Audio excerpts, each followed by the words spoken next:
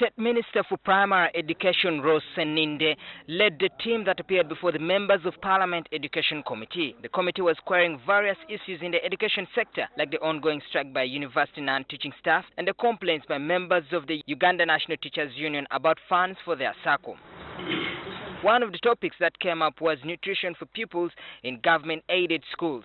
When the program was started in 1997 to help at least 4 children from poorer families to be able to get an education, parents were required to provide food for them. However, over the years, the back and forth argument between parents and schools and government about who should provide food has resulted into many children going hungry during the day. Parents should know their responsibility, that much as it is a UPE program, government is doing something, but they should be there to feed their children because they are their children. All along, these people have been saying that the government is paying for school fees and everything.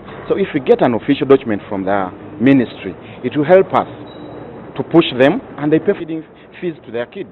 Under the 1998 UPE implementation guidelines, the government is responsible for the provision of textbooks, teachers' guides, constructions of basic school facilities like classrooms and libraries, and supervision of implementation of UPE activities. Parents are supposed to provide scholastic materials, clothing, and meals for their children and ensure proper utilization of UPE funds. Government is supposed to provide a capitation grant of 10,000 shillings per pupil per year, which is calculated at roughly 30 shillings per pupil per day. This 10,000 shillings is spent on instructional materials, co-curricular activities, school management, and on school administration. MPs argue that this money is insufficient. We should make sure that the circular goes so that the parents can understand, the staff can understand. We shall sensitize that food is compulsory in the school. Because we are seeing many of them drunkard. So you cannot tell me that you fail to get like something like 5,000 for your kids. These people just have to be sensitized. They know what to do and they know what they want.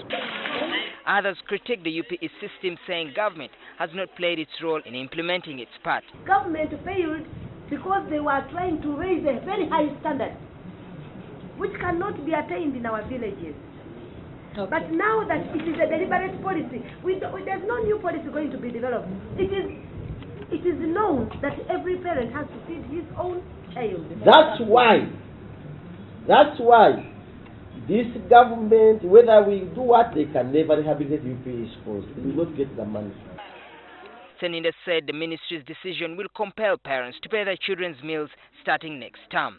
So within this period, even before the term breaks, we shall have provided that. The minister said a policy shall be developed on how much and to who the money will be remitted. We are going to sit as a ministry and come up with something very clear in the circular. Because we don't want to put it just hanging that every child must eat, every parent feed your child.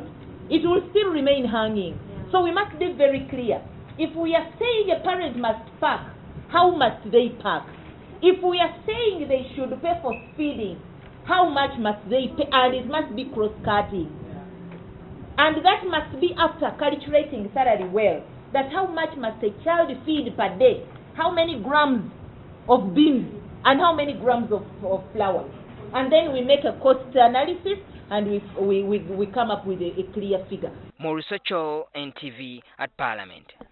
Schools